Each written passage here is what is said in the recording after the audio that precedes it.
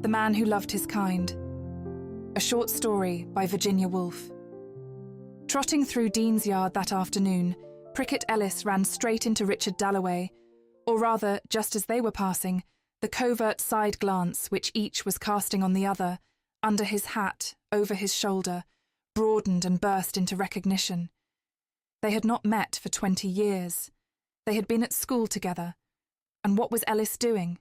The bar. Of course. He had followed the case in the papers. But it was impossible to talk here. Wouldn't he drop in that evening? They lived in the same old place, just round the corner. 1 or 2 people were coming. Joinson, perhaps. "An awful swell now," said Richard. "Good. Till this evening, then," said Richard, and went his way. Jolly glad, that was quite true, to have met that queer chap, who hadn't changed one bit since he had been at school. Just the same knobbly, chubby little boy then, with prejudices sticking out all over him, but uncommonly brilliant, won the Newcastle. Well, off he went. Prickett Ellis, however, as he turned and looked at Dalloway disappearing, wished now he had not met him, or at least, for he had always liked him personally, hadn't promised to come to this party. Dalloway was married, gave parties, wasn't his sort at all.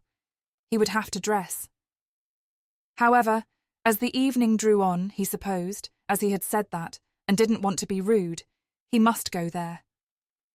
But what an appalling entertainment. There was Joinson. They had nothing to say to each other. He had been a pompous little boy. He had grown rather more self-important, that was all. There wasn't a single other soul in the room that Prickett Ellis knew. Not one. So, as he could not go at once without saying a word to Dalloway, who seemed altogether taken up with his duties, bustling about in a white waistcoat, there he had to stand. It was the sort of thing that made his gorge rise. Think of grown-up, responsible men and women doing this every night of their lives. The lines deepened on his blue and red-shaven cheeks as he leant against the wall in complete silence, for though he worked like a horse, he kept himself fit by exercise, and he looked hard and fierce, as if his moustaches were dipped in frost. He bristled, he grated. His meagre dress clothes made him look unkempt, insignificant, angular. Idle, chattering, overdressed. Without an idea in their heads, these fine ladies and gentlemen went on talking and laughing, and Prickett Ellis watched them and compared them with the Bruners who, when they won their case against Fenner's Brewery and got £200 compensation, it was not half what they should have got, went and spent 5 of it on a clock for him. That was a decent sort of thing to do. That was the sort of thing that moved one, and he glared more severely than ever at these people, overdressed, cynical, prosperous, and compared what he felt now with what he felt at 11 o'clock that morning, when old Brunner and Mrs. Brunner, in their best clothes, awfully respectable and clean-looking old people, had called in to give him that small token, as the old man put it, standing perfectly upright to make his speech, of gratitude and respect for the very able way in which you conducted our case, and Mrs. Brunner piped up, how it was all due to him they felt, and they deeply appreciated his generosity, because of course he hadn't taken a fee. And as he took the clock and put it on the middle of his mantelpiece, he had felt that he wished nobody to see his face. That was what he worked for. That was his reward. And he looked at the people who were actually before his eyes, as if they danced over that scene in his chambers and were exposed by it. And as it faded, the Brunners faded, there remained as if left of that scene himself, confronting this hostile population, a perfectly plain, unsophisticated man, a man of the people, he straightened himself, very badly dressed, glaring, with not an air or a grace about him, a man who was an ill hand at concealing his feelings, a plain man, an ordinary human being, pitted against the evil, the corruption, the heartlessness of society. But he would not go on staring. Now he put on his spectacles and examined the pictures. He read the titles on a line of books, for the most part, poetry. He would have liked well enough to read some of his old favourites again, Shakespeare, Dickens. He wished he ever had time to turn into the National Gallery, but he couldn't. No, one could not. Really, one could not, with the world in the state it was in. Not when people all day long wanted your help, fairly clamoured for help. This wasn't an age for luxuries, and he looked at the armchairs and the paper knives and the well-bound books and shook his head, knowing that he would never have the time, never, he was glad to think, have the heart to afford himself such luxuries. The people here would be shocked if they knew what he paid for his tobacco, how he had borrowed his clothes. His one and only extravagance was his little yacht on the Norfolk Broads, and that he did allow himself, he did like, once a year, to get right away from everybody and lie on his back in a field. He thought how shocked they would be, these fine folk, if they realised the amount of pleasure he got from what he was. Old-fashioned enough to call the love of nature, trees and fields he had known ever since he was a boy. These fine people would be shocked. Indeed, standing there, putting his spectacles away in his pocket, he felt himself grow more and more shocking every instant, and it was a very disagreeable feeling. He did not feel this, that he loved humanity, that he paid only 5p an ounce for tobacco, and loved nature, naturally and quietly. Each of these pleasures had been turned into a protest. He felt that these people whom he despised made him stand and deliver and justify himself. "I am an ordinary man," he kept saying. And what he said next, he was really ashamed of saying, but he said it.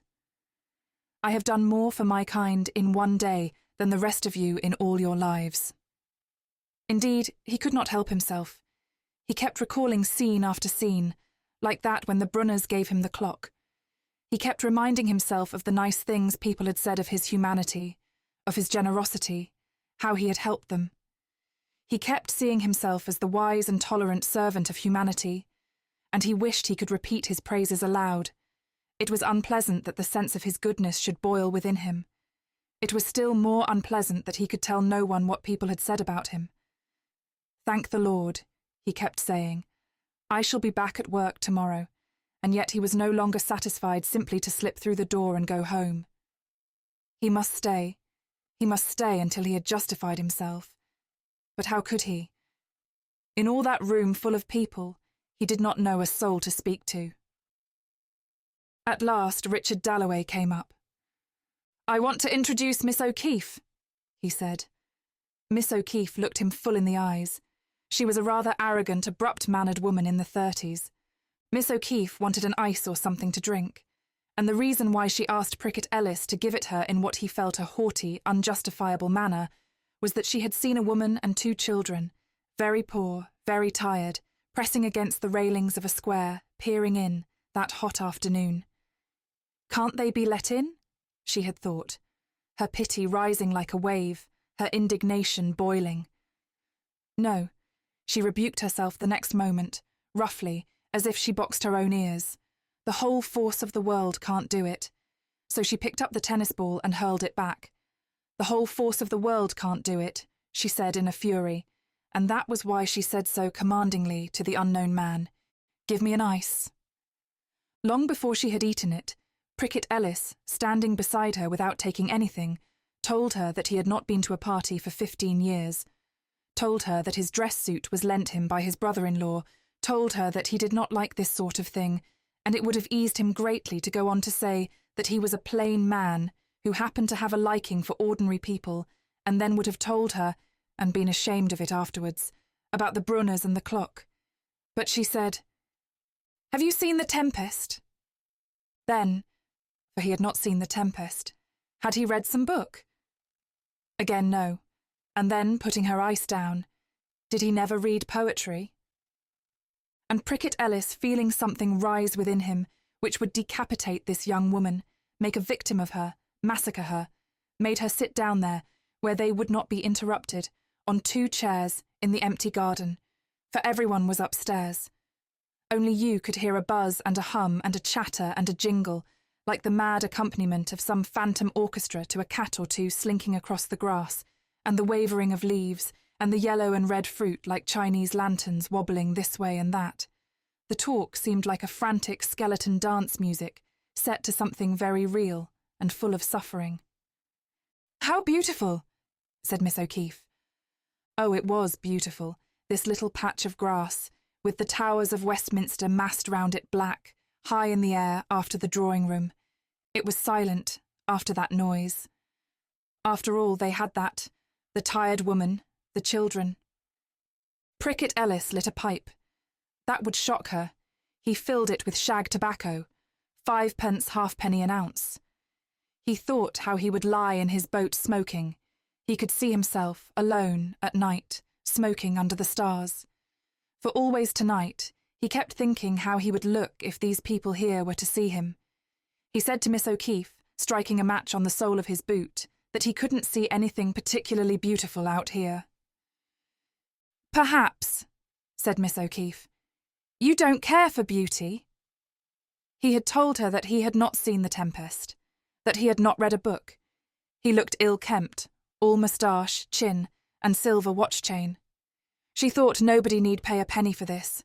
The museums are free, and the National Gallery, and the country. Of course, she knew the objections, the washing, cooking, children, but the root of things, what they were all afraid of saying, was that happiness is dirt cheap. You can have it for nothing.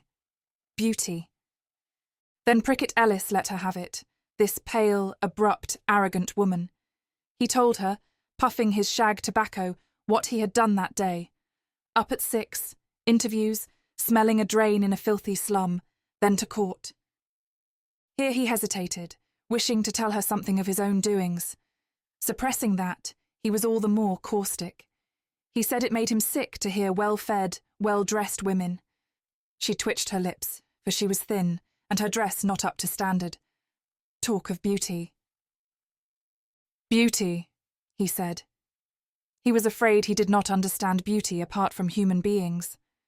So they glared into the empty garden where the lights were swaying, and one cat hesitating in the middle, its paw lifted. Beauty apart from human beings? What did he mean by that? She demanded suddenly. Well, this. Getting more and more wrought up, he told her the story of the Brunners and the clock, not concealing his pride in it. That was beautiful, he said. She had no words to specify the horror his story roused in her. First his conceit, then his indecency in talking about human feelings. It was a blasphemy.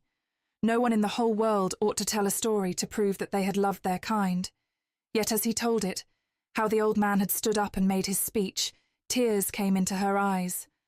Ah, if anyone had ever said that to her. But then again, she felt how it was just this that condemned humanity forever. Never would they reach beyond affecting scenes with clocks. Brunners making speeches to Prickett Ellises, and the Prickett Ellises would always say how they had loved their kind. They would always be lazy, compromising, and afraid of beauty. Hence sprang revolutions, from laziness and fear and this love of affecting scenes. Still, this man got pleasure from his Brunners, and she was condemned to suffer for ever and ever from her poor, poor women shut out from squares. So they sat silent. Both were very unhappy. For Prickett Ellis was not in the least solaced by what he had said.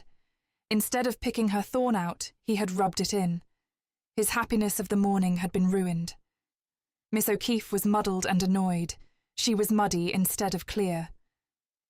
"I am afraid I am one of those very ordinary people," he said, getting up, "who love their kind."